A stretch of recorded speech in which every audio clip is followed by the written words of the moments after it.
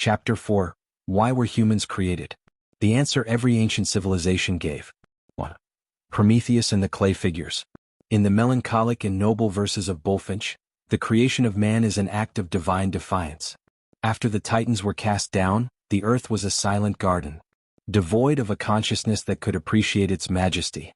Prometheus, the forethinker, took the primeval silt, still warm with the breath of the recently born cosmos, and kneaded it with the water of crystalline streams. He molded this mud into the image of the gods, giving it an upright posture so that while beasts looked to the dust, man would look to the stars. To animate these cold statues, Athena breathed the spirit of life into their nostrils. But it was not enough. To ensure man's survival in a world of predators, Prometheus stole a spark of the celestial fire from the chariot of the sun, hiding it in a hollow fennel stalk. This fire was the catalyst for civilization. It was the light of the forge, the heat of the hearth, and the restless flame of the intellect. Thus, man was born from a union of earth and fire, a being of mud and starlight, forever indebted to the Titan who sacrificed his own freedom to ignite the human soul. 2. The creation of Ask and Embla. The prose Edda offers an origin story that is both humble and profound. As Odin and his brothers walked along the desolate, salt-sprayed shores of the newly fashioned world, they encountered two logs of driftwood, an ash and an elm, washed up by the tides of the primordial sea. These were not mere debris, but the dormant vessels of humanity. The gods did not mold them. They awakened them. Odin gave them spirit and life. Vili bestowed upon them wit and the grace of movement. And Vi gave them the senses of sight, hearing, and speech. They named the man Ask and the woman Embla. From these two trees, the entire human race branched out to inhabit Midgard.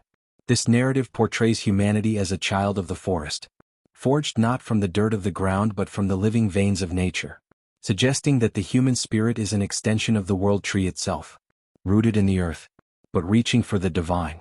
3. Knum's potter's wheel, shaping Egyptian souls. In the mystical theology explored by Wallace Budge, creation is an act of exquisite craftsmanship. The ram-headed god Knum is the divine artist, sitting eternally at his potter's wheel. Using the fertile, life-giving silt of the Nile, he meticulously fashions the physical bodies of every human being, along with their ka, their spiritual double. Each soul is a unique creation, designed with intentionality to fit into the grand mosaic of Ma'at. As Knum spins the wheel, he shapes the limbs and the organs, while the goddess Hecate or Isis stands nearby to touch the nostrils of the newly formed with the ankh, the symbol of life. This process emphasizes that the human body is a sacred vessel, a masterpiece of divine mud, carefully constructed to withstand the journey of life, and the eventual weighing of the heart in the halls of eternity. 4. The descent of the Ganges and life on earth.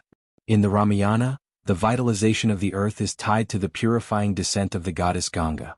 The earth was once a parched wasteland, and the souls of the ancestors were trapped in ash, until the king Bhagiratha performed a penance that shook the heavens. The river Ganges, who dwelt in the celestial realms, agreed to descend. But her weight was so immense it threatened to shatter the earth into fragments. To save humanity, Shiva stepped forward, catching the crashing torrent in his matted locks. The river wound through his hair. Her fury tamed into a gentle, life-giving flow that spread across the plains of India. As the water touched the dust, it brought not just biological fertility, but spiritual liberation. In the Indian view, the shaping of the world is a process of constant purification. Life is a gift of divine grace that flows from the heights of the Himalayas to the ocean, washing away the stains of time, and sustaining the eternal cycle of rebirth. 5. Erlik in the mud, the Turkic creation myth. According to Bahattin Ojal, the Turkic creation of man is a drama of rivalry and hidden flaws. In the beginning, Tingri and a companion, the Proto-Erlik, flew over the endless primordial waters. Tingri commanded Erlik to dive into the deep and bring up a handful of mud to create the dry land. Erlik obeyed. But in his secret pride, he hid a portion of the mud in his mouth, hoping to create a private world for himself. When Tingri commanded the earth to expand, the mud in Erlik's mouth also grew, nearly suffocating him until he was forced to spit it out, creating the jagged mountains and the treacherous swamps. Later, when Tingri fashioned the first humans from clay and reeds, he left them to dry while he went to fetch the spirit. During his absence, Erlik approached the soulless bodies, and blew his own tainted breath into them.